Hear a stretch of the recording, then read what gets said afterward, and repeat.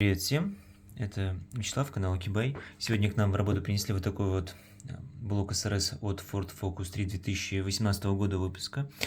Автомобиль попал в дорожно-транспортное происшествие, в блок была записана краш-дата.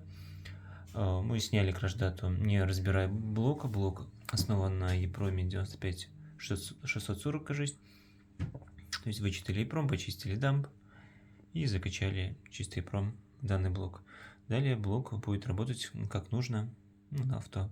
Если у вас такие же проблемы, нужно обнулить ваш блок СРС, обращайтесь, наша компания Окибай вам поможет.